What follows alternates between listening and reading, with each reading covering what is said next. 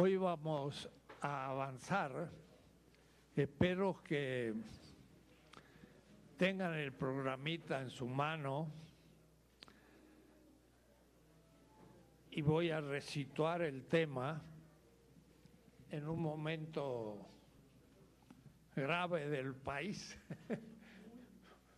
Estoy muy influenciado en este momento psicológicamente por lo que está pasando.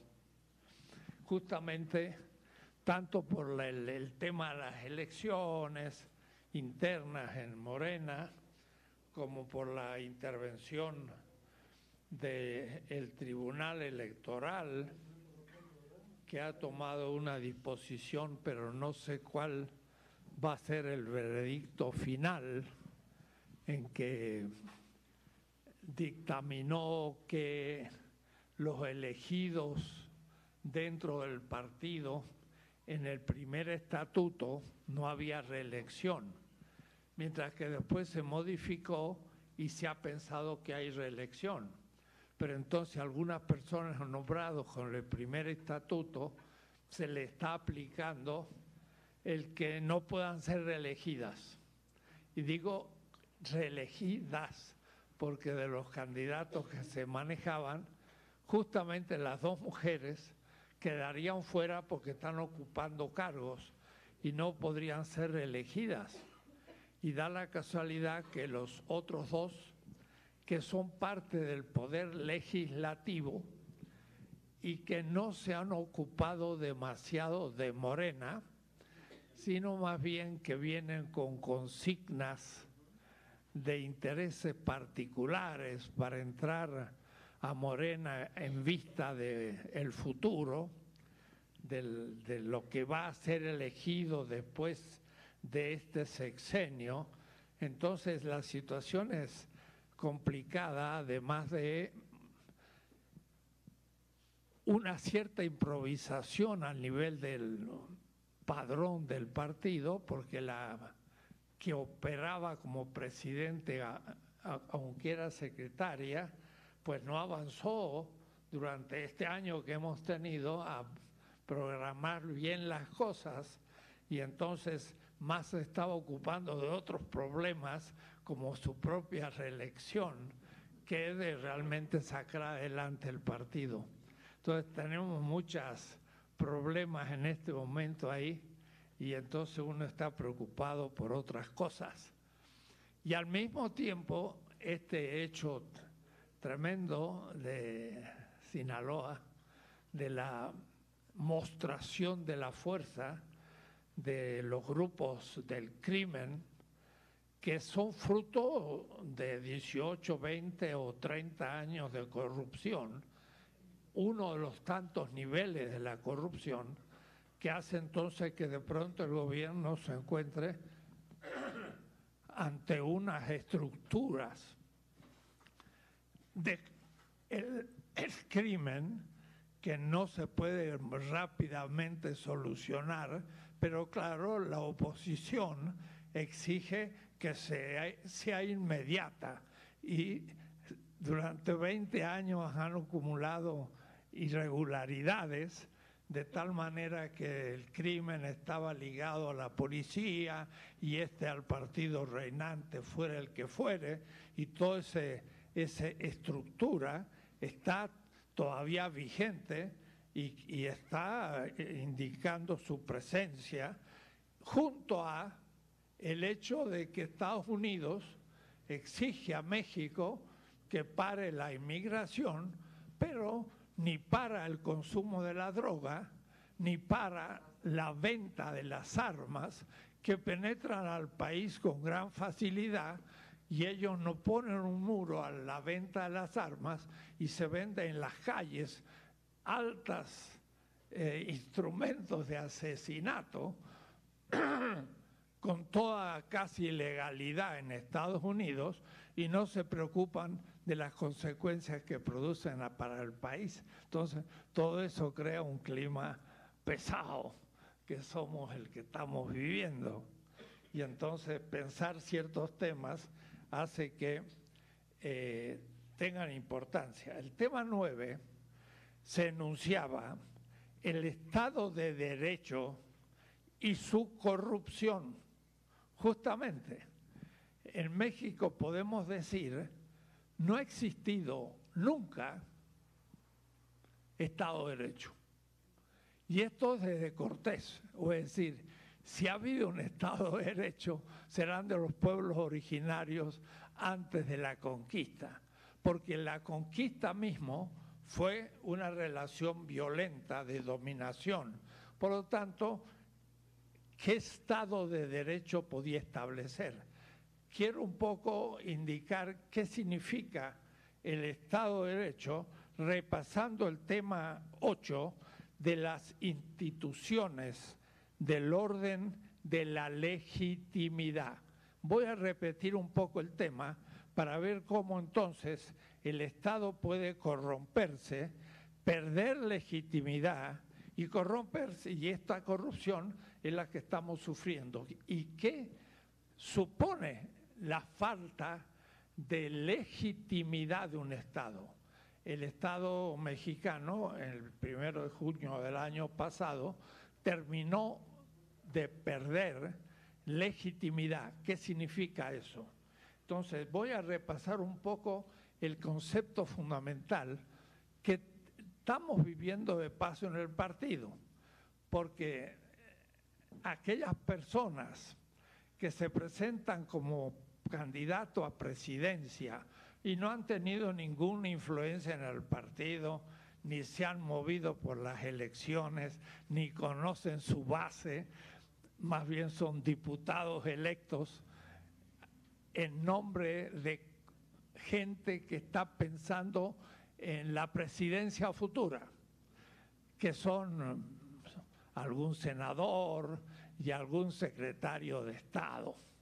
Y estos entonces tienen como a un lugarteniente que a ver si ocupa la presidencia del partido para poder influenciar en su candidatura futura.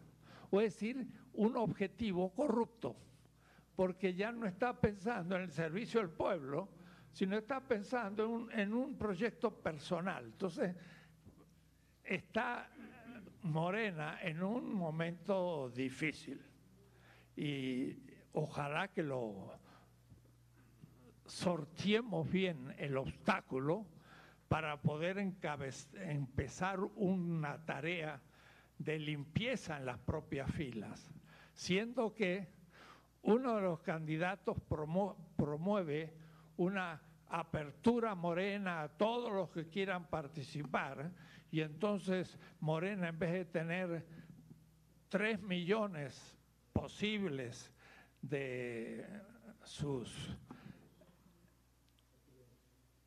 miembros anterior al del 2017, abriría las puertas a todos los que quieran ser parte del partido. Pongamos 6 o 7 millones, los cuales no saben nada ni de la ideología de Morena, ni están dispuestos a servir a un pueblo, sino a servirse del partido para sus fines individuales, tales como tener un puesto de trabajo o aún, si fuera posible, enriquecerse. Entonces, es la situación en que nos encontramos bastante dramática, porque el egoísmo priva sobre la vocación de servicio del partido.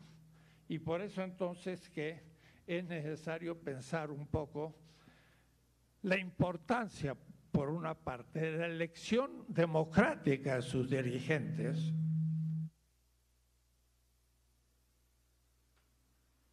y pensar que el estatuto propone del partido una verdadera elección democrática.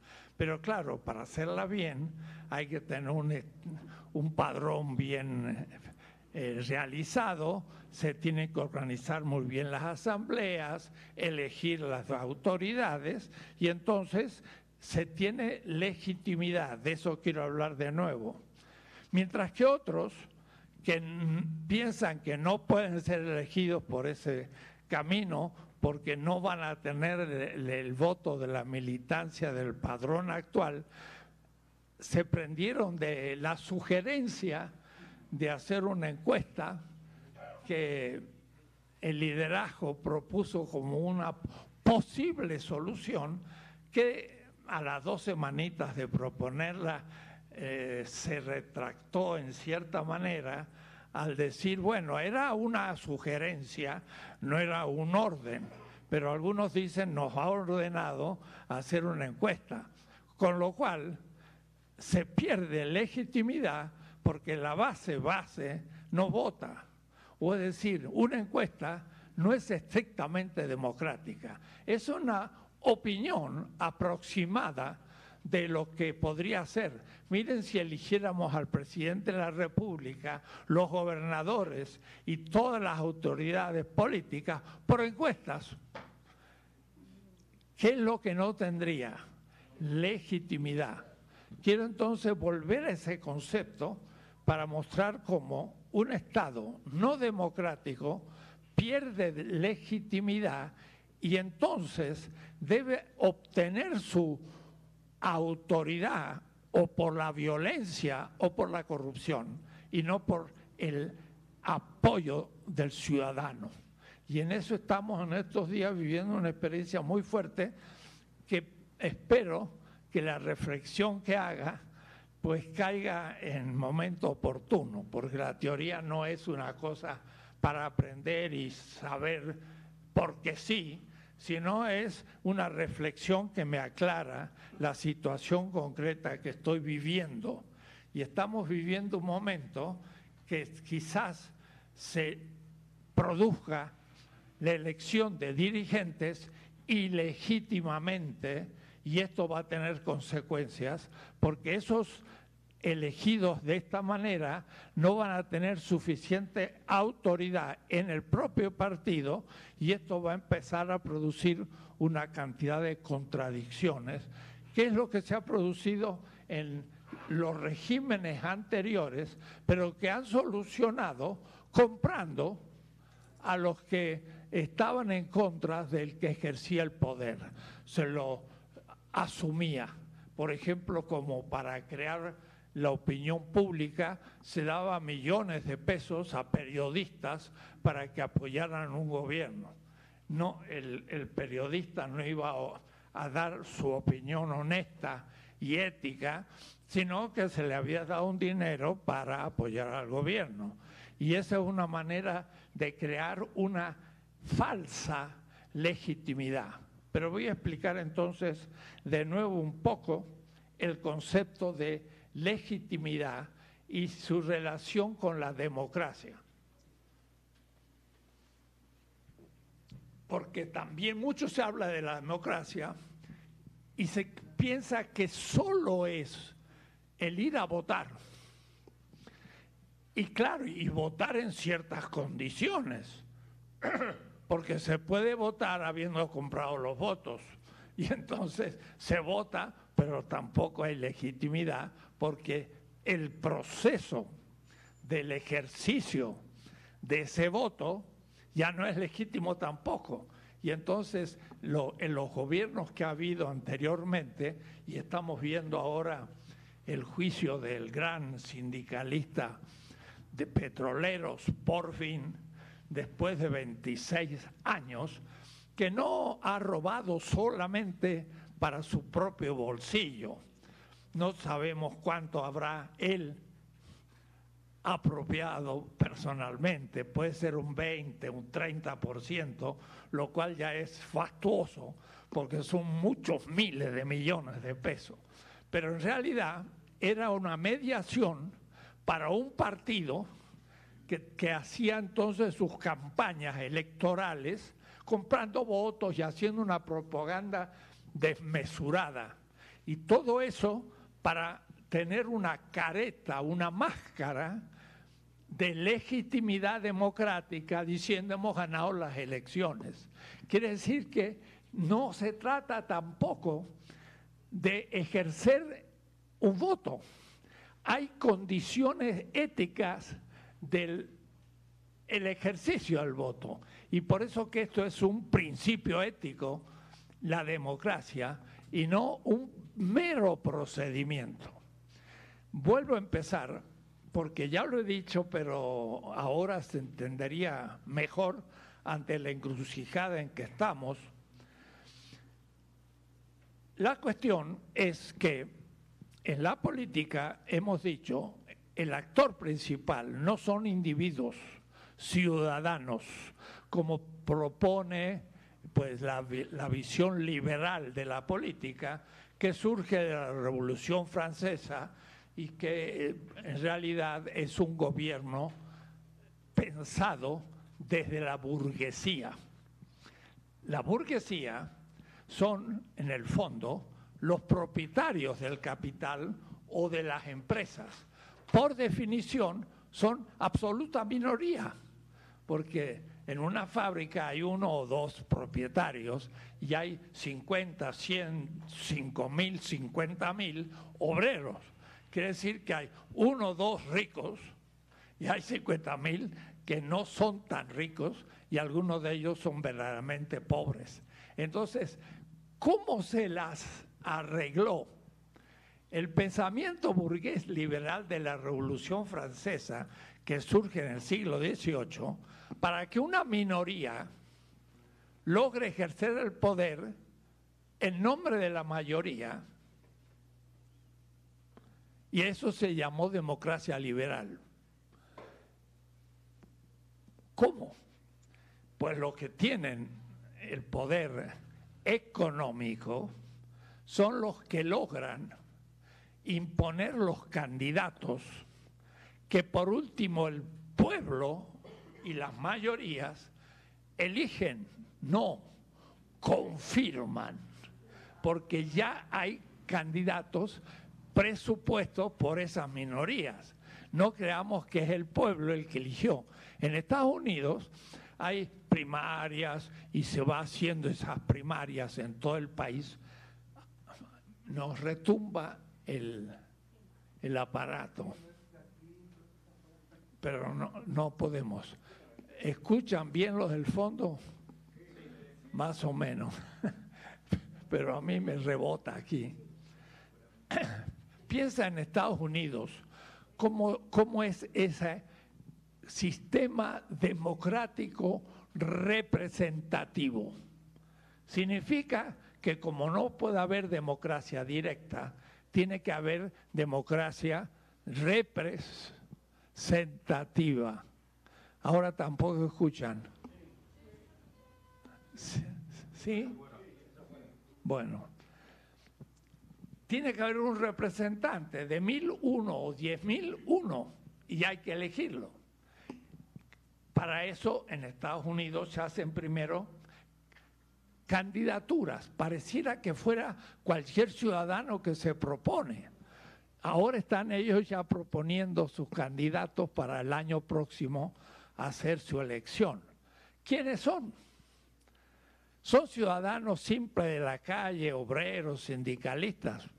Primero, son casi siempre millonarios. ¿Por qué? Porque para dar los primeros pasos del candidato hay que tener mucho dinero para empezar a usar los medios, los diarios, la televisión, y ahí todavía no se escucha.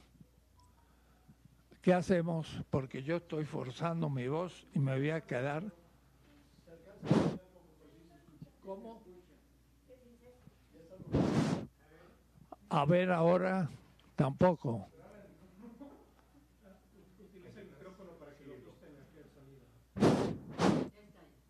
Un poco mejor. ¿Qué problema?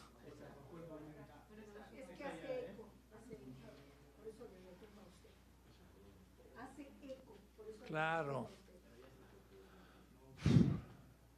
Porque esto me está apuntando a mí y tendría que apuntar a ustedes.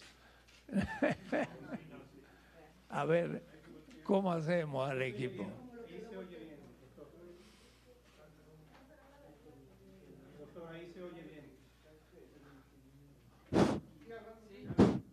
una cosa, no podemos invertir esto. La bocina. La bocina. La bocina. Que la voltees, la hagas de lado. Más tantito. Sí, no le rebote. Por lo menos que vaya para allá.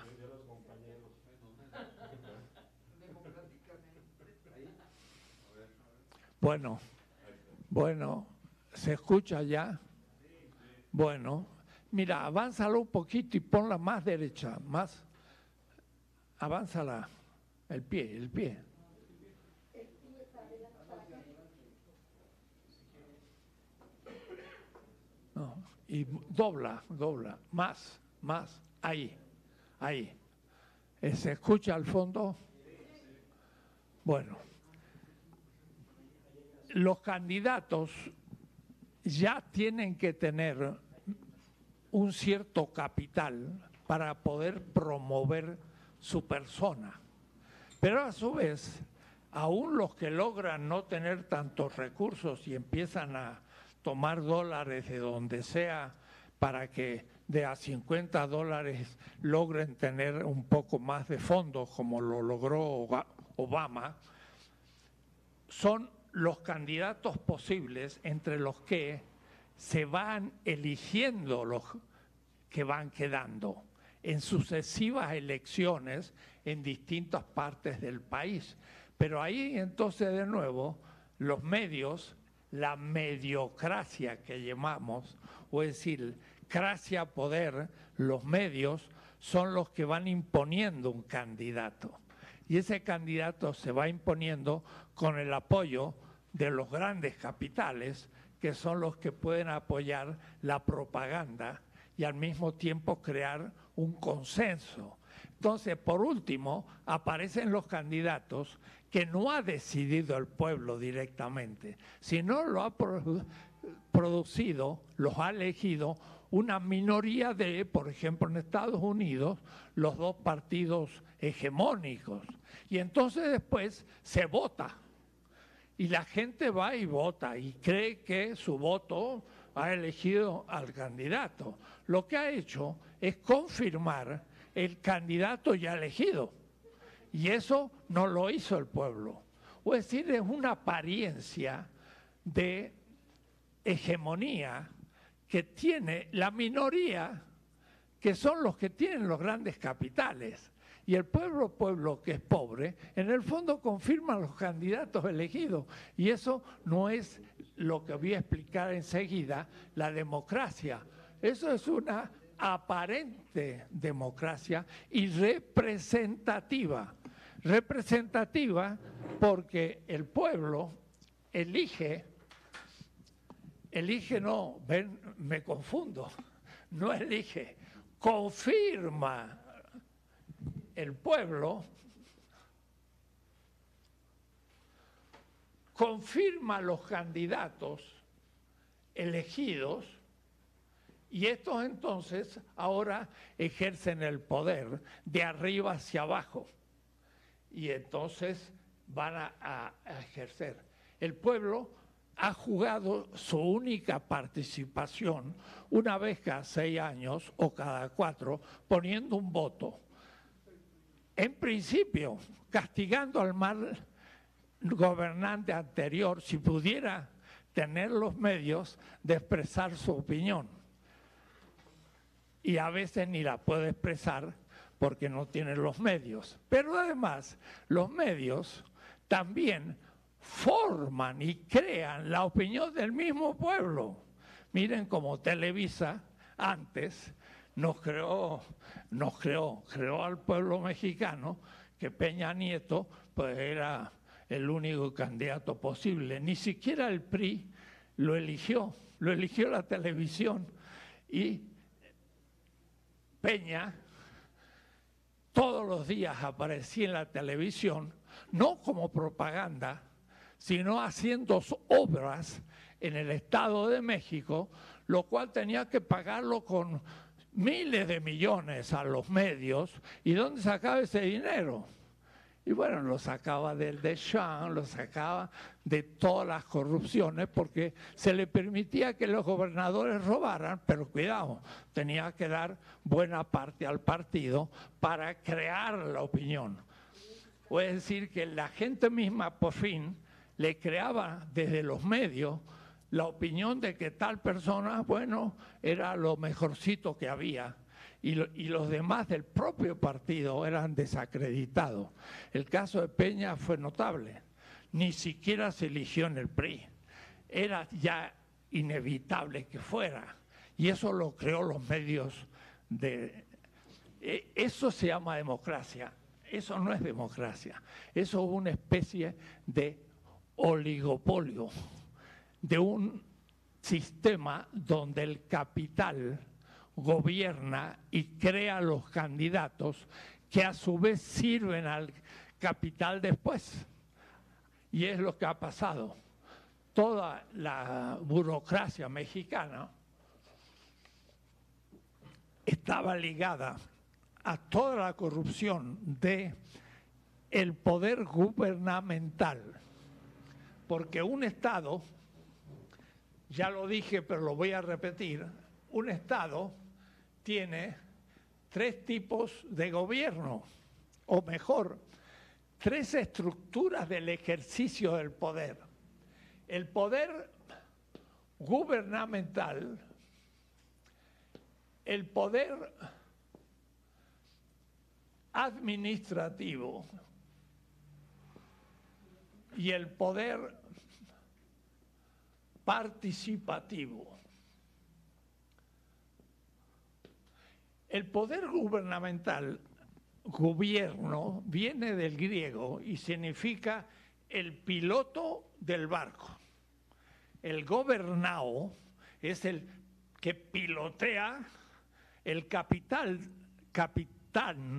del barco. Y ese se elige y gobierna 4 o 6 años y se cambia. Quiere decir que esta parte se cambia. Mientras que el poder administrativo es toda la burocracia. Son todos los empleados del Estado que son empleados, por lo tanto trabajan 30, 40 años y se jubilan. Pero ese poder es también un poder, porque el administrador sabe cómo distribuir las cosas y también puede corromperse. De hecho, entre nosotros estaba corrompido. El poder participativo sería instituciones donde el pueblo elegiría a organismos que en la base serían de democracia directa y que a su vez exigirían al poder gubernamental aceptar las necesidades del pueblo. Eso no lo existe. En el Estado moderno no hay poder participativo del pueblo. Se juega todo en una elección de la autoridad, pero vuelvo a decir, no es elección, es confirmación. Quiere decir que el pueblo tiene muy poca actividad en una democracia representativa. Confirma el candidato que la minoría ha elegido y luego lo aguanta hasta la próxima elección, que lo que podría hacer es no elegir otro candidato del mismo partido. Pero como mientras tanto el poder económico va a influenciar por los medios al pueblo, el mismo pueblo desorientado no va a veces ni siquiera poder expresar un argumento de por qué el gobierno actual es malo y no voy a elegir uno igual en el futuro. Y es engañado, y entonces el pueblo vuelve a elegir uno del mismo partido que no cambia las cosas, sino que la continúa. Hemos tenido desde Cárdenas 34 hasta ahora un mismo tipo de gobierno corrupto que ha ido creciendo en su lejanía del pueblo, hasta que ya fue inevitable su caída, porque no se sabía cómo tapar el desastre del país. Y entonces fue el 1 de julio. Y todos estamos contentos del 1 de julio. Pero el país era un desastre. Y el desastre es presente, no es pasado. Lo que ha pasado en Sinaloa es el gobierno anterior mostrando sus frutos. Y ahora, ¿quién lo domestica a ese crimen que está ligado a la policía, y al ejército, y al gobierno, y a los capitales, y a todo? Y que los más ricos también lavan el dinero de la droga, y la droga se difunde, y esto es apoyado en el fondo por Estados Unidos. No quiero ser pesimista, pero veamos la situación y no pongamos las campanas a vuelo diciendo, no se ve efecto y la criminalidad sigue creciendo. Y no, ¿cómo no va a ser si el sistema ha sido corrupto y ha aumentado la corrupción? ¿De qué se trata un Estado legítimo? Surge desde una idea que es la siguiente. En la política he dicho, los actores no son los simples ciudadanos individualmente, todos nosotros, sino que es un colectivo, que es un pueblo.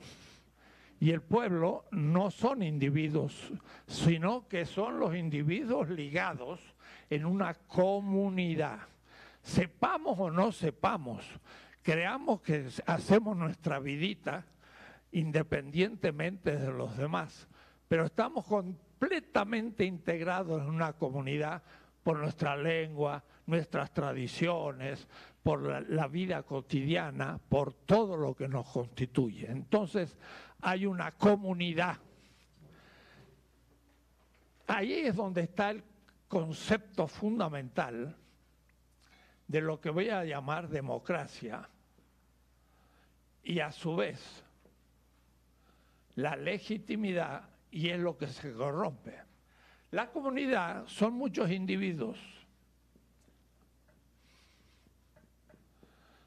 y como son muchos, deben ponerse de acuerdo. La especie humana somos demasiados, somos como 6.000 millones de seres humanos, somos una verdadera peste en la pobre tierra, porque los animales, cuando son muchos leones, ya no tienen que comer y se mueren de hambre porque no tienen más que comer. Y entonces lo que comían, que podrían ser cebras en el África, pues eran pocas porque había muchos leones, y entonces como los leones ya no tienen que comer, se empiezan a morir, las cebras pueden volver a crecer, y hay un equilibrio biológico que no permite que algunos se reproduzcan tanto. Mientras que el ser humano, como se puede poner de acuerdo, puede lograr superar contradicciones puramente, llamaría yo, de la vida animal. Y eso es gracias al ponerse de acuerdo. La organización mínima o primera que tiene un grupo de leones se llama el macho dominante. Hay un macho y tiene muchas hembras que producen cachorros, y el grupo está ahí. Pero no logran dos leones hacer una alianza y decir, vamos a hacer una alianza entre dos leones, esto supone más hembras y podemos tener más cachorros. Porque para llegar a un acuerdo hay que poner condiciones y hay que tener ya desarrollo mental. Y eso es lo que tiene el ser humano solo. Y por eso nosotros podemos crear instituciones en donde no haya una familia, ni un grupo de familias en un clan,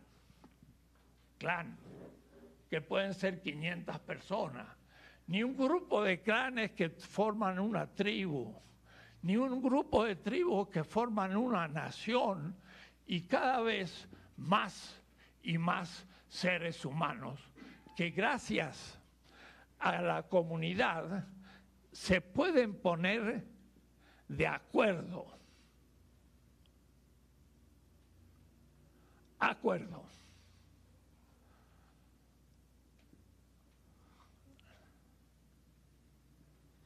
Nos ponemos de acuerdo.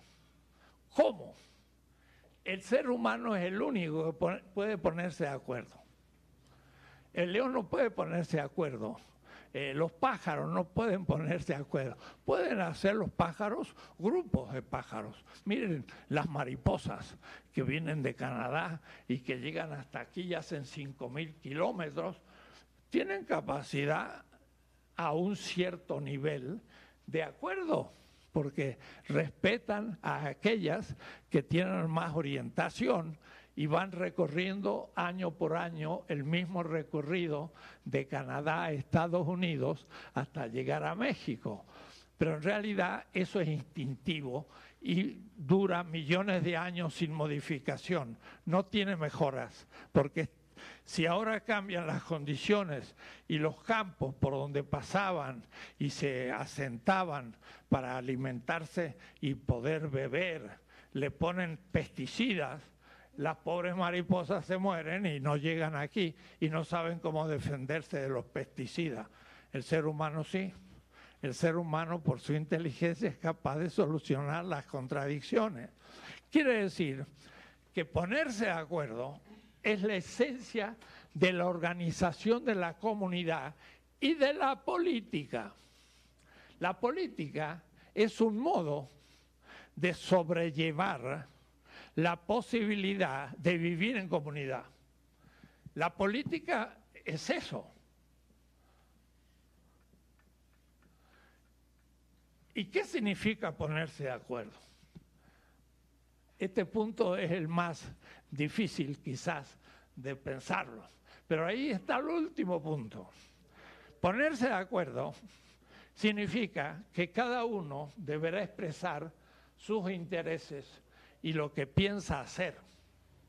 Y puede haber posiciones contradictorias, que uno piense que hay que hacer uno y el otro piensa que hay que hacer dos y el otro piensa que hay que hacer tres. Y bueno, ahí no hay acuerdo y no sabemos lo que vamos a hacer. Entonces, tenemos que debatir en comunidad y llegar a una solución para todos obrar en ese camino. Yo definí el poder como la afirmación de la vida consensual. Si cada uno quiere afirmar la vida como egoístamente quiere, entonces no puede reproducir su vida, porque no hay vida comunitaria. Si no hubiera comunidad, ¿quién de nosotros sabría prender el fuego? Esta noche llego a mi casa, no hay gas ni electricidad y tengo que prender el fuego. ¿Quién lo haría? Ninguno de nosotros sabe prender el fuego. Nos moriríamos de hambre. Pero gracias a que los tenemos, es que hay unos que son los especialistas en prender el fuego y otros tener las lámparas eléctricas y nos da luz, y otro que hace el vestido y otro las mesas, y son funciones sociales hechos en base a una estructura de acuerdos. Entonces tenemos que llegar a acuerdos. ¿Cómo llegamos a acuerdos? La única manera que el ser humano tiene es argumentando, dando razones. Yo creo que lo mejor que hay que hacer es, por ejemplo, potenciar la extracción de nuestro petróleo para así tener energía propia y no importar petróleo. Y además tener refinerías para producir gasolina y no tener que importar gasolina, pongamos. Y entonces llegamos a un acuerdo, pero un acuerdo supone argumentos que destruyen el argumento contrario, hasta llegar a uno que se impone, en el que todos estamos De acuerdo. Pero para que sea democrático, y aquí viene el punto, deberían, en el caso ideal, cada uno de los participantes de la discusión, primero, tener igualdad. No sería asunto que uno fuera el rico y otro fuera el pobre, y entonces el rico, como tiene más poder, en un momento la argumentación le dice al pobre, calladito, porque si no te echo de la empresa. Y el otro, como depende del que tiene dinero, ya no argumenta más, y el que tiene dinero impone su juicio. Pero puede ser malo. Tendríamos que tener iguales derechos y poder argumentar cada uno. Esa igualdad en la posibilidad de argumentar y poder participar. No es asunto que yo voy a enviar a alguien que va a discutir por mí. Yo tengo que estar ahí. Entonces, miren las condiciones. Yo debo poder participar.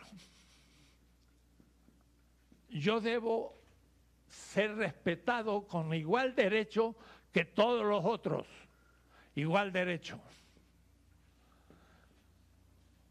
Y no puedo imponer mi opinión por la fuerza. O hace lo que yo quiero, ¡paf!, te pego un tiro. Ah, bueno, estoy de acuerdo con usted. Pero estoy de acuerdo no porque estoy convencido, sino porque me matas.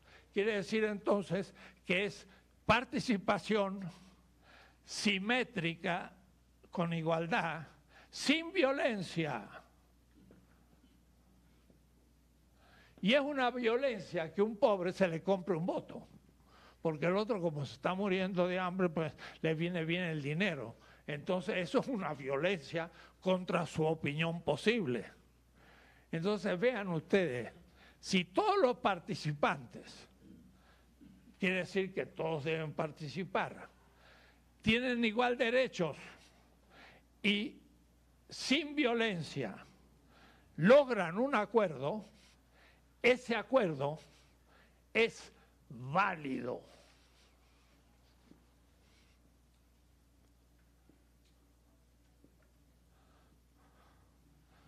Es un poco complicado, pero después se va a aclarar. Válido significa, yo participé con igual derecho que todos, yo propuse mi opinión, me la destruyeron porque me demostraron que no servía, y entonces yo acepté la que se me impuso como la más interesante para el caso. Y entonces yo ahora digo al que dio la opinión 3, voy a decir que el acuerdo fue sobre la opinión 3 y la 1 y la 2 se descartaron. Yo puedo decir, yo opiné racionalmente con iguales derechos y sin violencia, lo que pasa es que mi argumentación se me vino abajo porque el otro tenía razón. Y ahora yo acepto su opinión como mía, porque ya no tengo objeciones. Y entonces el que todos acepten un acuerdo, eso es lo válido. Y validez, que es una palabra más abstracta, miren, validez. Significa que el acuerdo adoptado es aceptado por todos como el mejor. O al menos por la mayoría. ¿Por qué? Porque la unanimidad no es siempre posible. Mejor es imposible. Y por lo tanto, habrá un 80% que está de acuerdo con la opinión 3, pero puede haber un 20% que esté de acuerdo con la opinión 1. Y esa es una minoría.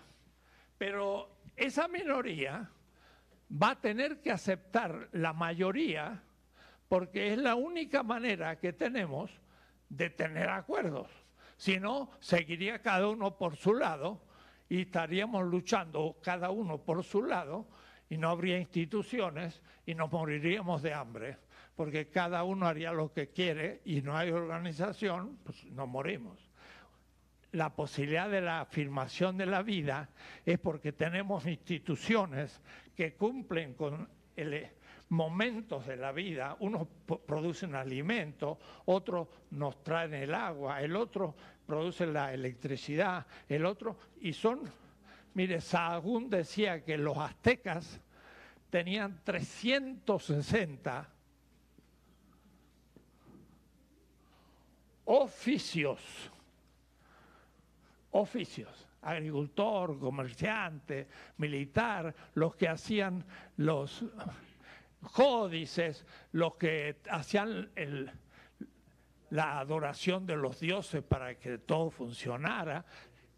Era una sociedad complejísima, cada uno cumplía su función y como había un sistema y cada uno cumplía su función, 1, 2, 3, 4, el sistema funcionaba.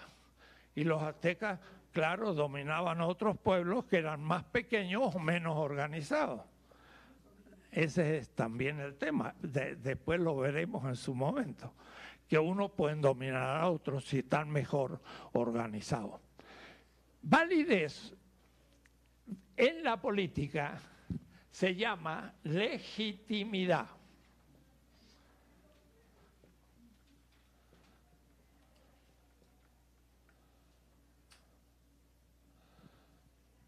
Legitimidad de un gobierno, poder gubernamental de un gobierno. La legitimidad de un gobierno se funda, o es decir, está apoyado, ¿no? El fundamento es, este es el fundamento y lo otro se apoya acá. El poder se funda en la legitimidad. Y la legitimidad es el acuerdo de los ciudadanos que esa persona la hemos elegido, yo también, cada uno, todos, de acuerdo, para que gobierne en nuestro nombre. Pero si, por ejemplo, yo no participé porque no me dejaron elegir a la autoridad, entonces yo digo, ese hombre tendrá legitimidad para los que lo eligieron, pero no para mí porque yo no lo elegí. O si yo no tenía igual derecho, yo puedo decir, a mí me obligaron, pero yo no estaba de acuerdo. A mí me violentaron. Por lo tanto, no le doy autoridad. Y entonces la autoridad no se puede apoyar en mí porque yo soy un disidente en contra. Mientras que si todos están apoyando a la autoridad porque lo eligieron, cada uno participó con iguales derechos y sin violencia, no puede decir, no, yo no te elegí. No, yo te elegí. Me puedes traicionar y te voy a entonces exigir que cumpla lo que me habías prometido, pero eres legítimo. Y la legitimidad da poder al poder. Los gobiernos anteriores habían perdido legitimidad. Sabía uno que el pueblo no los había elegido, que habían sido impuestos por fraude y que no eran competentes. Miren lo que estamos descubriendo ahora del antiguo presidente. El antiguo presidente estaba directamente ligado a enormes corruptelas, corrupción, y se han manejado miles de millones de pesos, y hay un abogado que está preso porque era el abogado que llevaba la cantidad de dineros que cada uno robaba y lo ponía en Andorra.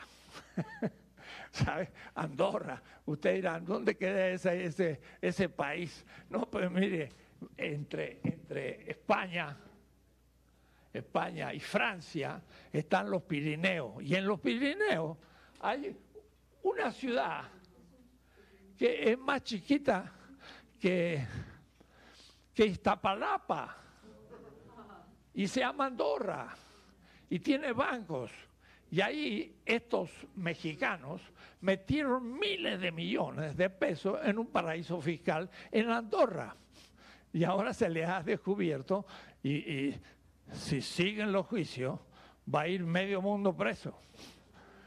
El señor Deschamps es lo mismo, el Romero Deschamps, 26 años robando de manera fenomenal, y por lo tanto uno no puede dar legitimidad a ese gobierno que uno sabe que surgió de un fraude y que roba al pueblo de manera sistemática en vinculación con los carteles de la droga, la criminalidad, que también ha entrado en la policía y en parte el ejército y en los jueces y en la Suprema Corte de Justicia, donde ahora un miembro de la Suprema Corte de Justicia renuncia porque él también ha aprobado lavado de dinero de la droga y cometido crímenes en la cuestión de los secuestros, en la droga y en otros horizontes, en la Suprema Corte de Justicia.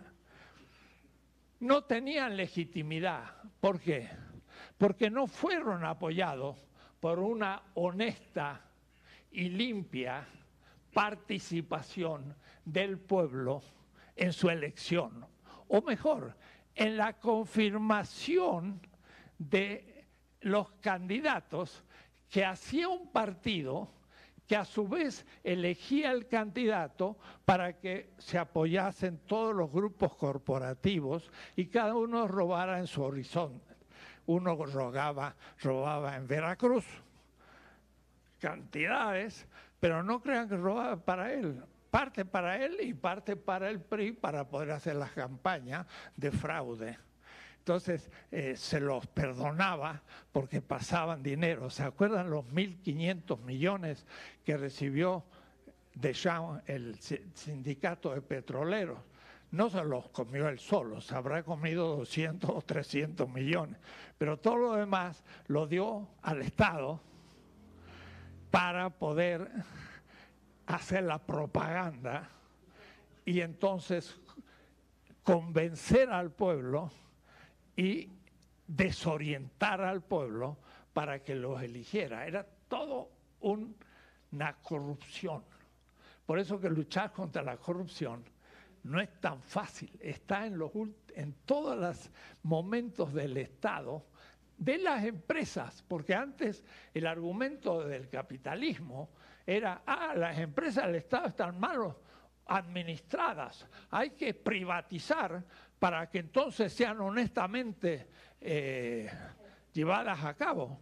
Ahora sabemos que hay como 150 instituciones que fabrican facturas falsas para no pagar impuestos, los propios grandes capitalistas. Y ahora que se propone entrar a castigar duramente, primero a los que producen las facturas y luego el que usan la factura falsa, el PRI y el PAN se oponen a que sea considerado un crimen el falsificar una factura. ¿Cómo eso? Quiere decir que están apoyando la producción de facturas falsas con la que no pagan impuestos al Estado y roban al pueblo. El capital privado. Y entonces ya el Estado había sido corrompido y las grandes empresas estaban corrompidas y la Odebrecht, gran transnacional brasileña, tenía hasta un edificio con una sección con directores y empleados y todo, que estaba dedicado a la corrupción de todos los estados de América Latina, ofreciendo a los que decidían las grandes obras de los estados, que dándole unos cuantos millones al secretario o a los que decidían, les tomaban los proyectos de Odebrecht. Y aquí tenemos a Lozoya, prófugo, que recibió más de 10 millones de dólares, pero no él. Y también él. Porque claro, el moche, como dicen, también se lo apropiaba. Y lo demás se lo estaba dando al PRI para las campañas democráticas, que no eran más que una fachada, porque la democracia ahora podemos definirla. La democracia es un sistema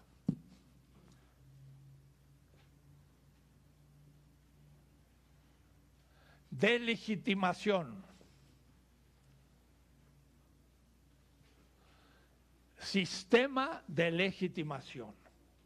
Es decir, es muy complejo el sistema, pero su esencia está en que el ciudadano personalmente y con igual derecho que todo otro ciudadano, sin violencia, pueda confirmar el candidato propuesto por un partido, el cual ha sido a su vez elegido por una élite, lo cual ya en el caso nuestro ni es democracia. Pero entonces, democracia es no ir a votar, es un sistema de legitimación. Y entonces, miren, el partido Morena quiere ser democrático, quiere usar la elección de sus dirigentes. Y de pronto, aquellos que saben que no van a ser elegidos, porque nunca han participado en el partido, porque no se les ha visto la cara en ninguna reunión de base, ni han encaminado ningún movimiento social en las calles. Acordémonos que el presidente se vino caminando desde de Tabajo hacia el Distrito Federal e iba a la cabeza de un movimiento. ¿Dónde están los que se proponen como presidentes de Morena a la cabeza de un movimiento social? Hay una, pero los otros tres de ninguna manera. Y son, entonces, le tienen miedo a la democracia, porque le tienen miedo a que la gente vote. Lo que querrían es una encuesta. Cometió el presidente una propuesta, yo digo, cometió una propuesta, hizo una propuesta, pero al ver el significado, dijo, es una buena propuesta y como no están los estatutos de Morena, pues hay que cambiar los institutos y para eso hay que hacer una asamblea y ya no se puede hacer, así que no hay encuesta. Pero los que están colgados de arriba, no de abajo, quieren la encuesta. Y son los dos que son diputados o están en la parte burocrática del gobierno, porque son los que vienen de arriba hacia abajo. En cambio, la que viene de abajo hacia arriba, por ejemplo, una Berta Luján, ella ahora le están encontrando también una posibilidad de dejarla fuera. Eso vamos a ver qué significa legalmente. Pero entiéndase, el Estado democrático es aquel que ejerce un sistema de legitimación. Tiene que ser el pueblo el que de manera directa vote.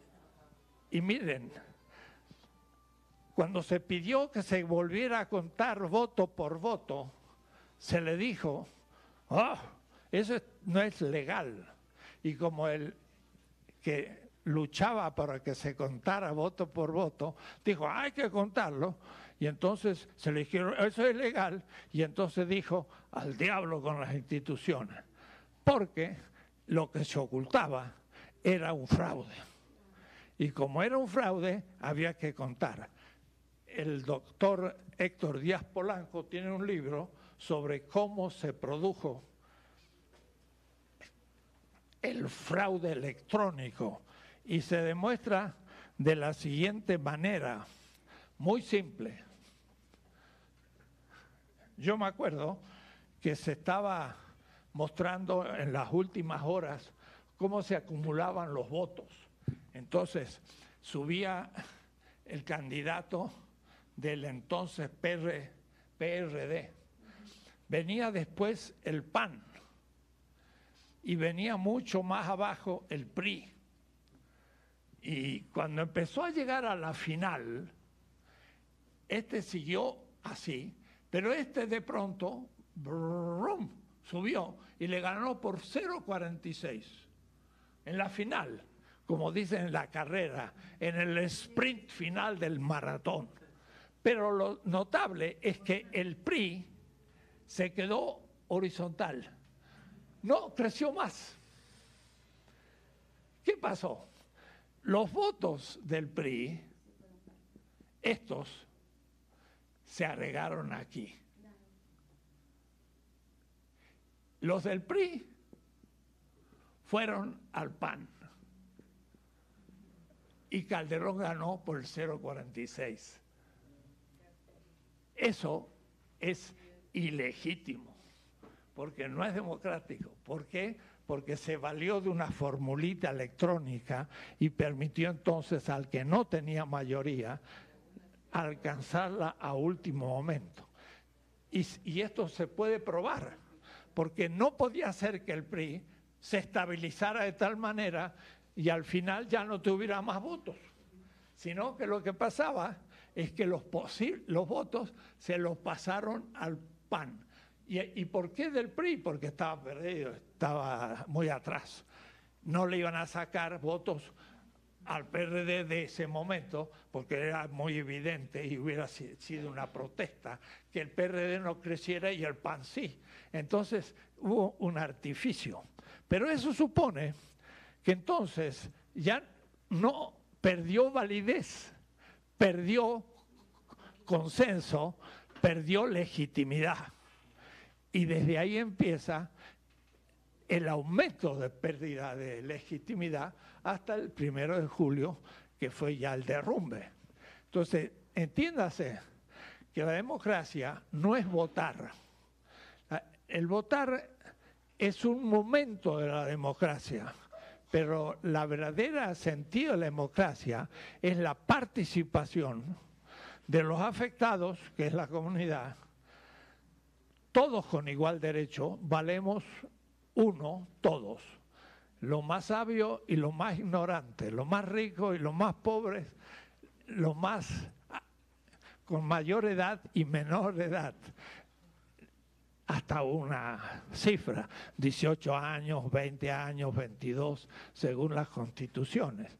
Pero alguno podría decir, es injusto, porque si alguien tiene más experiencia tendría que valer más, pero sería imposible calificar el voto. Por eso que desde hace miles de años, en los reinos fenicios de la Mediterráneo, ciudades como Biblos, Sidón, Cartago, estaban dominados por una asamblea. Claro que los fenicios eran grandes comerciantes y esa asamblea era de los grandes mercaderes. Pero de todas maneras surgió la idea de una asamblea donde todos tenían un voto y discutían y por último decidían por votación cuál era el acuerdo. Y ya no tenía monarquía, sino que era un grupo. Ese grupo aristocrático, cuando se llega al pueblo en el siglo XVIII, con la Revolución Francesa, y se perfecciona ese sistema, es el actual. Entonces, la institución de la esfera de la legitimidad es la democracia. Pero no es lo mismo que las instituciones de la afirmación de la vida, que es el contenido de la política. Tener energía propia, poder producir gasolina, está ligada a la vida. El reformar la producción del campo y crear alimento para no importar está relacionado a la vida. Tener agua, tener electricidad, esos son elementos de las instituciones materiales del Estado. Mientras que esto son las instituciones, voy a usar una palabra difícil, pero para que nos formemos más profundamente en política. Estas son de procedimiento.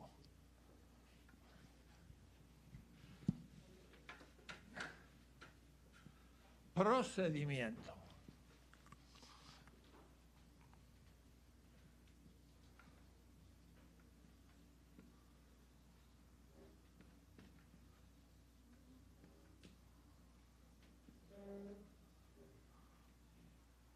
¿Me enfocas esto para que se pueda leer? Porque si no, los que están viendo no ven. Procedimiento. ¿Qué procedimiento se emplea para llegar a un acuerdo y fundamentar la legitimidad del ejercicio del poder gubernamental? Lo he dicho con mucha precisión. Si se ponen a estudiar ya entenderían lo que he dicho.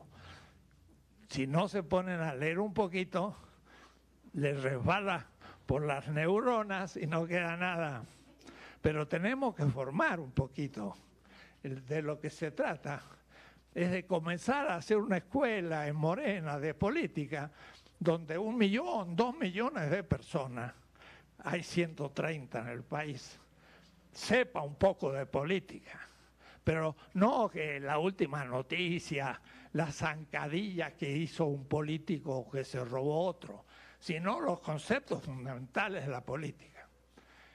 El principio material de la vida son las instituciones que producen los medios de la reproducción de la vida. El alimento, digo, la energía, etc. Pero esos necesitan, además, el que sean realizados por una autoridad del Estado, el Estado, y para que éste pueda proceder, tiene que tener fuerza, pero no la fuerza de la violencia o de la dictadura, sino la fuerza del consenso. La gente está de acuerdo. Y estoy de acuerdo porque yo lo elegí libremente y yo, no me lo impusieron. Entonces, la legitimidad da fuerza al poder. Y esto es el tema. Hay instituciones de legitimación del ejercicio del poder. La elección, el voto, es el primer momento, solo el primer momento. Pero después hay muchísimas otras instituciones que tienen que arreglar cuando hay conflicto entre los ciudadanos. Desde las más antiguas sociedades había un juez. ¿Cuál es la función del juez? La función del juez, miren cómo es. El juez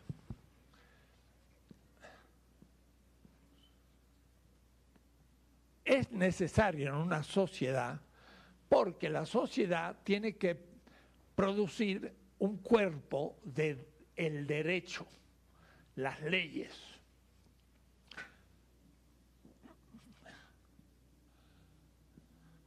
¿Qué son las leyes? Son acuerdos que hace la sociedad por sus representantes, Cámara de Diputados, senadores, acerca de todos los momentos de la vida.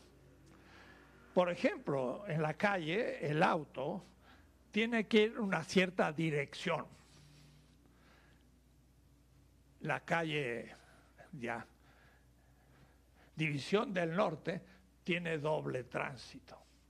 Pero si no hay una ley que fije cuál tiene una dirección y cuál tiene otra dirección, cada uno andaría como quiera.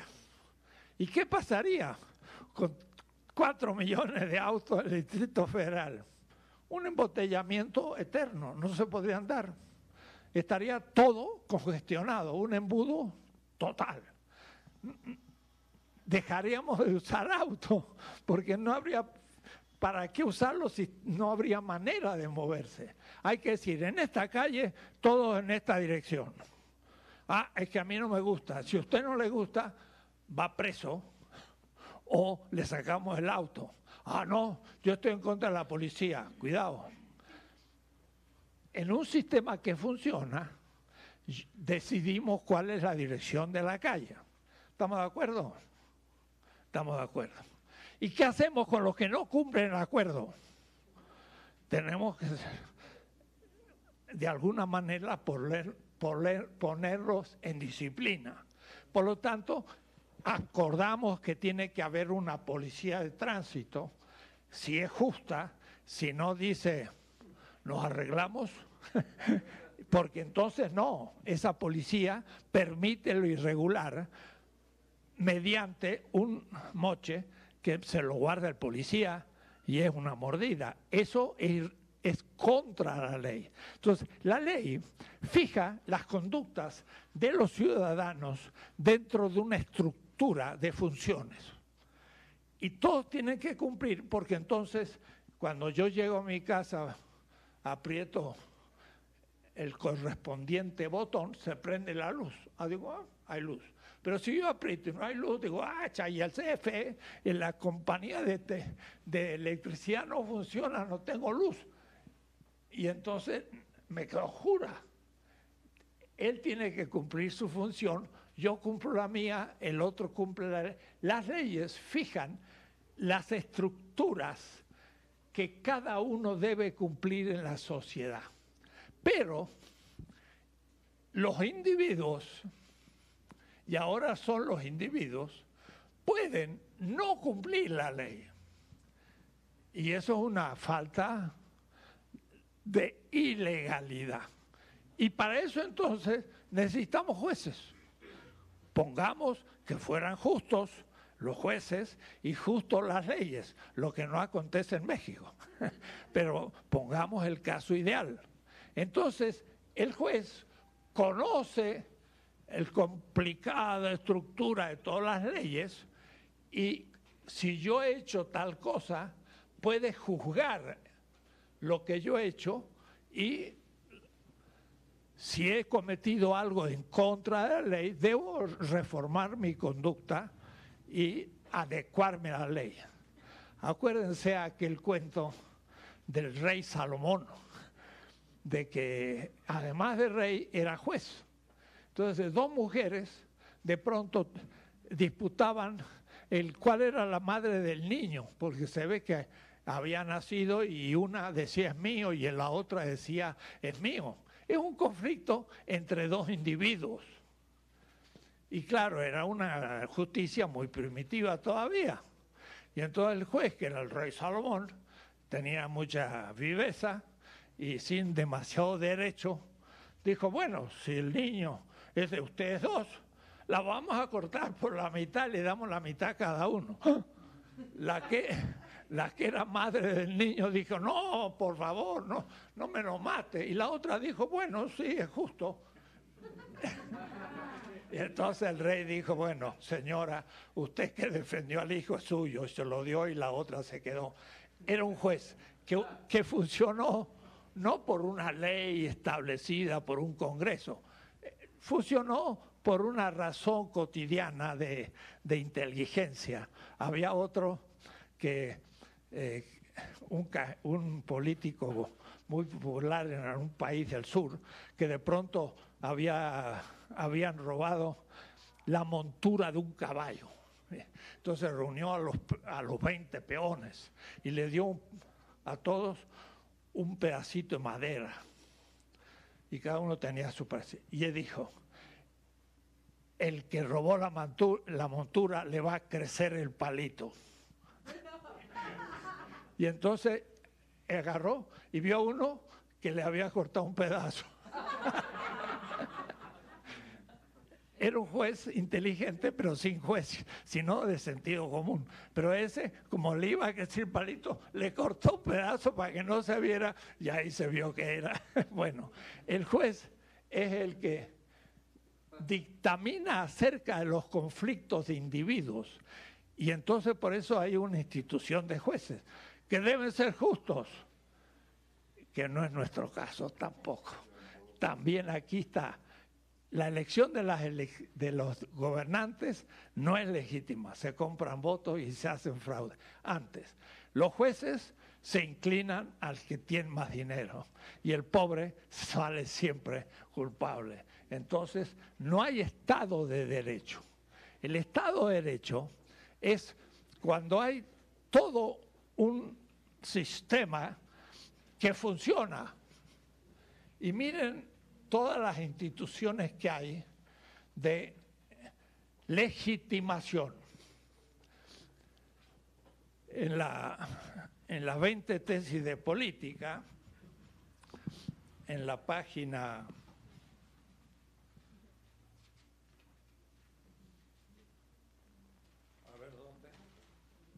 en la página 64, yo pongo el esquema de las instituciones del derecho.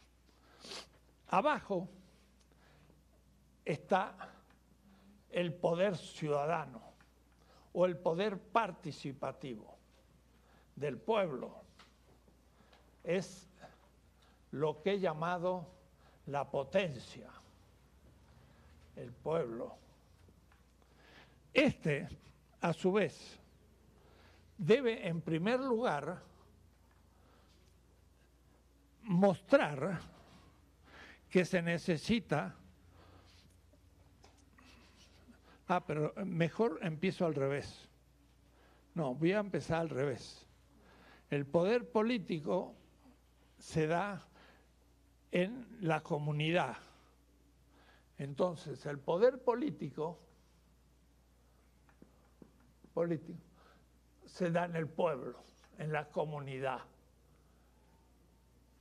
Este poder es indeterminado y entonces debe de alguna manera tener una estructura primera. Y esa estructura va a ser la Constitución. Acuérdense, Hidalgo y los patriotas luchan contra España sin ley. Puede decir, eran ilegales, porque la ley era de Indias y entonces no tenían ley todavía. Entonces el pueblo se decide a institucionalizarse, crear instituciones de legitimación. Y la primera de todas es la Constitución, y por eso es un poder constituyente. La Constitución es la estructura de la política, debajo de todas las instituciones. De paso, toda transformación exige una nueva Constitución. Por ahora no se ha hablado nada, pero habrá que pensar. La que tenemos es del 17. Ya tiene más de un siglo y está, yo digo siempre, recauchutada por todos lados, que ya no queda nada de la primitiva. Hay que hacer una nueva Constitución donde quede garantizada la cuarta transformación para el futuro de esta cuarta transformación, que puede durar mucho tiempo, pero hay que hacerlo. Entonces, la Constitución es el poder constituido, que comienza por los derechos humanos que reconoce. Y en cada etapa histórica los derechos son distintos. La Revolución Francesa ya 1789,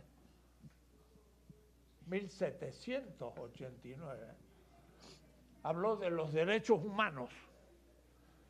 Pero al mismo tiempo, los franceses, que hablaban de los derechos humanos, sacaron un código para Haití, que era una colonia francesa, que se llama Le Code Noir, el código de los negros, y donde decía que los esclavos son esclavos. ¿Y cómo entonces había una declaración de los derechos humanos en Francia y los afros de Haití eran esclavos y no ciudadanos? En realidad, la Declaración de los Derechos Humanos burgueses del siglo XVIII son eso, declaración de la burguesía y no de la humanidad. Las colonias no tenían derechos todavía. Tuvimos que luchar contra esos derechos. Pero en fin, primero se declaran derechos. Una futura constitución en México exigiría una nueva lista de derechos humanos.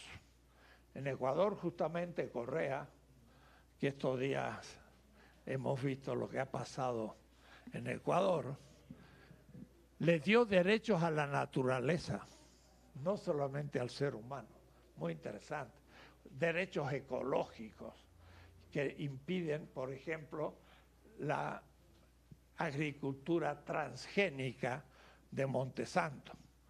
Constitucionalmente en Ecuador no se puede plantar ese tipo de vegetales modificados genéticamente. Bien, nuevos derechos, y es una estructura de la política y el Estado. Esto, a su vez, estatuye un poder legislativo, porque la Constitución es la estructura procedimental del Estado, es decir, la estructura de cómo se va a proceder en ese Estado, el estatuto del Estado. Y para que sea posible, tiene que crear un poder legislativo para que la concrete en cientos de leyes particulares.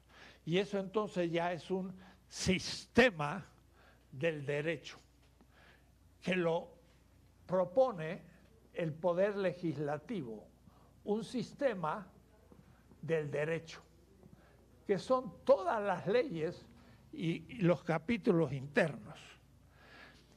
Y para eso, para garantizar la aplicación del sistema de derecho, aparece el poder judicial. El poder legislativo crea las leyes. El poder judicial las aplica en caso de conflicto entre los ciudadanos.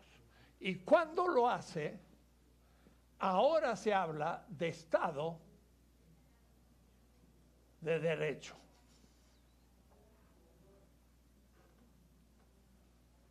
Y digo, en México nunca ha habido Estado de Derecho. ¿Por qué? Porque al principio éramos colonia y por lo tanto no teníamos constitución, sino era el rey que gobernaba. Las leyes de India dictaban los mandatos, pero no votados por el pueblo, sino impuestos por la metrópolis España.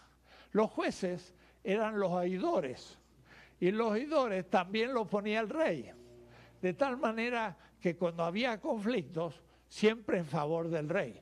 Cuando se levantó Hidalgo y quiso liberar a México, lo condenaron a muerte. Y dice, porque se levantó contra su rey y su Dios. Para ellos, Dios y el rey estaban juntos. Y el que se levantaba contra el rey, se levantaba contra Dios. No hubo entonces, en toda la época colonial, Estado de Derecho. Pero después tuvimos las 4 transformaciones. Con Santa Anna no hubo Estado de Derecho. Y terminó con el imperio de Maximiliano, que tampoco logró proponer una nueva constitución. La segunda transformación con Juárez sí hubo una constitución, pero al fin terminó con otro oaxaqueño, que fue Porfirio Díaz, que al fin se eligió 7 veces y la democracia estaba en sus manos, no había democracia, cayó. La tercera transformación fue la revolución, que produjo con Cárdenas Bueno, en el 17 una nueva constitución, mucho más avanzada que la anterior, pero en el fondo nunca se pudo cumplir. El que mejor la cumplió fue Cárdenas, pero después fue decayendo hasta llegar a la corrupción total que hemos visto, y estamos en la cuarta. Pero en la cuarta estamos empezando y no tenemos una constitución al nivel de lo que exige la actualidad. Quiere decir que en realidad no ha habido nunca un poder judicial que aplicase una constitución cuyo origen sea realmente el pueblo, sino que hemos tenido estados más o menos corruptos de este caso. Si hubiera Estado de Derecho, entonces el poder ejecutivo, no el legislativo, no el judicial, sino el ejecutivo, es el que ha de cumplir las exigencias de los reclamos del pueblo. Y esto le llamaríamos el poder obediencial del poder ejecutivo, como el mismo Andrés Manuel lo dijo en algún momento. Yo ejerzo el poder obediencial del pueblo. Y nos falta dos derechos en México que tienen su fórmula. Primero, el poder electoral. El INE es una especie de poder electoral, pero lo elige el Ejecutivo y el Legislativo. Quiere decir que el Ejecutivo y el Legislativo funda el INE, y el INE tiene cierta autonomía, pero no es elegido por el pueblo. La Constitución en Venezuela tiene un cuarto poder. Cuarto. El legislativo, el ejecutivo, el judicial y el poder electoral. El INE es elegido por el pueblo. Ahora el INE ha dicho que Berta Luján no puede ser reelegida. Miren, ¡pum!, se metió en la esencia de un partido alguien que no tiene Morena representación suficiente en el INE. Y uno de Morena, en vez de atenerse a las exigencias judiciales de la Comisión de Honestidad y Justicia, cuyo director es Héctor Díaz Polanco, uno de los candidatos desprecia a la institución judicial del partido y recurre al INE, al Tribunal Electoral, el cual de pronto elimina una posible candidata de Morena y hay una intromisión del Estado sobre el partido. Vean ustedes el lío. Pero no elegimos nosotros al INE, se nos impone. Y por último, habría un poder aquí, un poder participativo, que lo puse acá, del cual la modernidad no ha hablado. Y yo pienso hablar, mostrar qué significa un nuevo quinto poder, porque el electoral es el cuarto poder y el participativo es el quinto. Y eso está en la Constitución venezolana.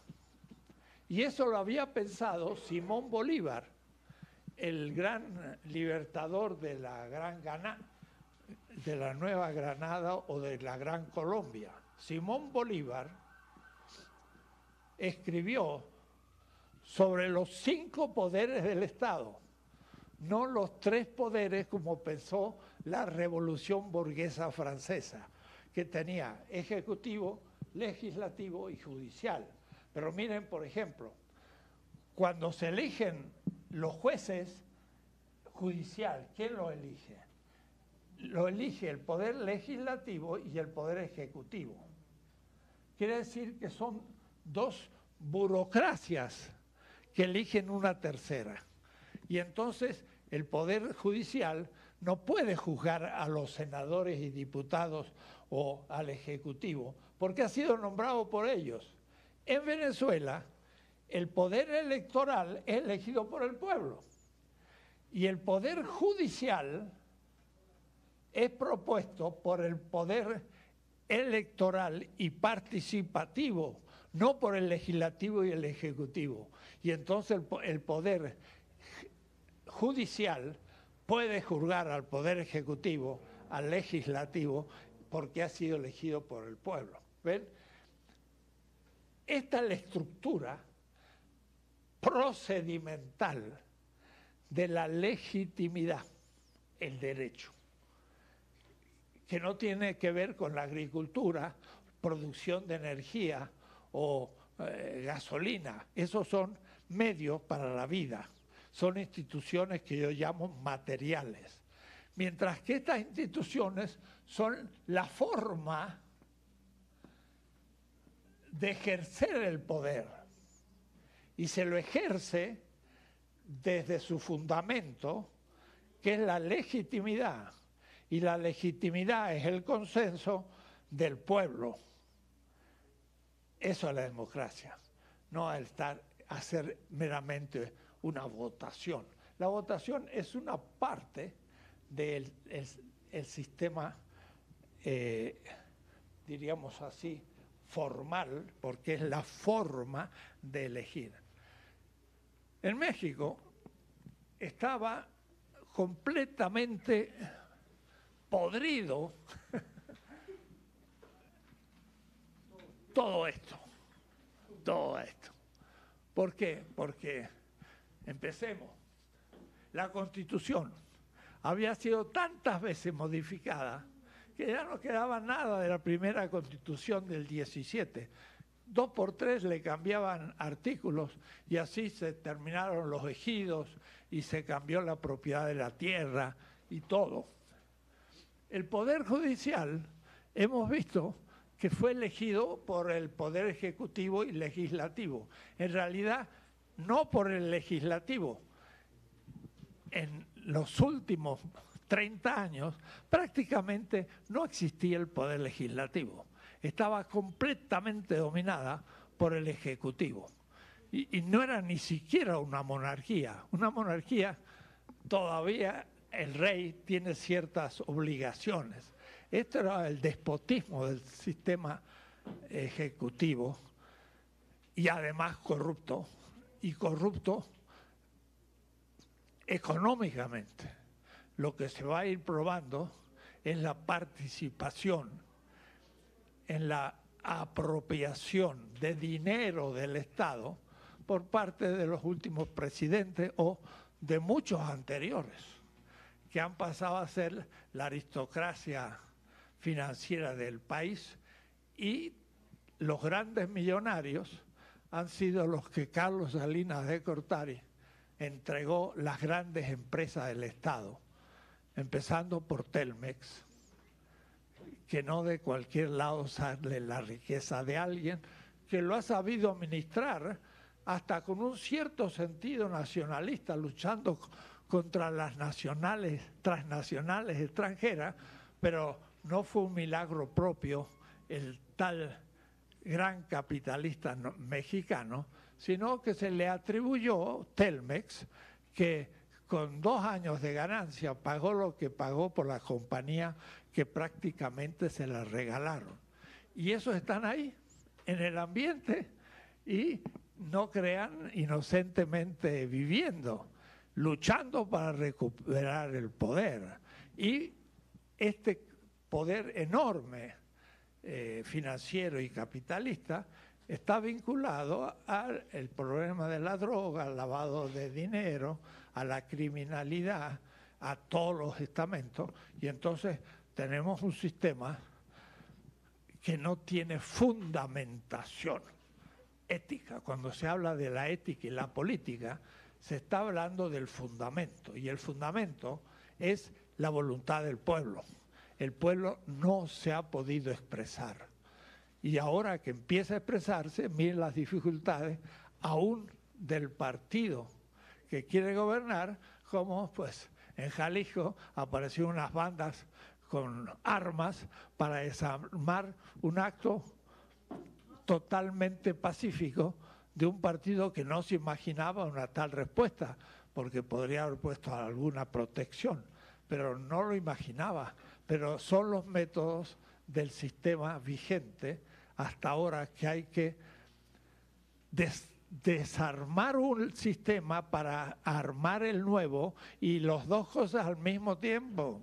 Uy, es muy complicada la cosa, y por ahí a uno le entra un poco de pesimismo si podremos hacerlo, sobre todo a la sombra de un Estados Unidos decadente y con un gobierno realmente nefasto. Hoy salió en la jornada un artículo de Fisk. Fisk es un gran periodista inglés que vive en Líbano y tiene una visión del Medio Oriente extraordinaria, y compara a Estados Unidos hoy con el Imperio Romano decadente, y muestra que los últimos césares romanos fueron tan locos como Trump. Y si no, miren Nerón, que quemó Roma, y otros corruptos también, y se vino abajo. Indicaba Frisk elementos que nunca había pensado. Yo conozco mucho el Imperio Romano, lo he vivido por el norte del África, por el norte del Mediterráneo. Los caminos romanos eran extraordinarios, eran hechos con piedras de 1 metro por 1 metro, enormes, con 20 centímetros, todas de piedra, pero enormes. Y los carros andaban sobre esas piedras, y como tenían sus ruedas protegidas por el hierro, iban horadando las piedras. Entonces es notable, los caminos romanos tienen unas vías, pero en vez de salir como el ferrocarril, son huecos que están hacia abajo, donde caían las ruedas del carro, que tirado por el caballo iba a gran velocidad y no se salía del camino de piedra porque tenía las huellas. Bueno, esos caminos en la decadencia romana dejaron de ser cuidadas, y el imperio entonces tuvo mucha dificultad de transportarse, y desde Alemania hasta el sur de Italia y Egipto se hizo inmenso y se cayó el imperio. Y entonces Frisk, este periodista que hace muy buenas críticas, dice: el imperio norteamericano está como el imperio romano decadente, ha perdido el Medio Oriente, ha sacado sus fuerzas de Siria, ha dejado el norte de Siria, que son los kurdos, en manos de los turcos, y en realidad el que ha empezado ahora a gobernar y poner un poco de orden en el Medio Oriente ya no es Bush, ni Reagan antes, ni los norteamericanos, sino Putin. Ahora Rusia es la que está ordenando el Medio Oriente, y Estados Unidos se quiere retirar derrotado en el fondo, pero por desgracia, retirándose del Medio Oriente, ahora se va a ocupar de América Latina. Y entonces lo vamos a tener ahí duro, porque si hubo unos años en que surgieron todos esos gobiernos progresistas de América Latina, el kirchnerismo, Evo Morales, en Uruguay, Lula, en todos los países, Hugo Chávez, etcétera, fue porque Estados Unidos estaba ocupado en obtener el petróleo del Medio Oriente y nos había olvidado. Pero ahora que ha sido derrotado en el Medio Oriente, vuelve a América Latina y lo vamos a tener que sufrir. Entonces le toca a Andrés Manuel un momento muy crítico, geopolítica hablando, geopolíticamente. Ustedes han visto el tema de las inmigraciones del sur, que ahora se ha puesto en una solución pro-norteamericana. Le hemos creado una frontera sur de nosotros que aliviana la sur de ellos. Y entonces ahora somos nosotros los malos para Centroamérica. Y la Guardia Nacional, que debía luchar contra el crimen y contra la droga y contra todo, está luchando contra los pobres de Centroamérica. es lo posible. De no hacer eso sería posiblemente peor. Pero al mismo tiempo, la corrupción interna se suma a eso y se ha vuelto muy complicada la situación.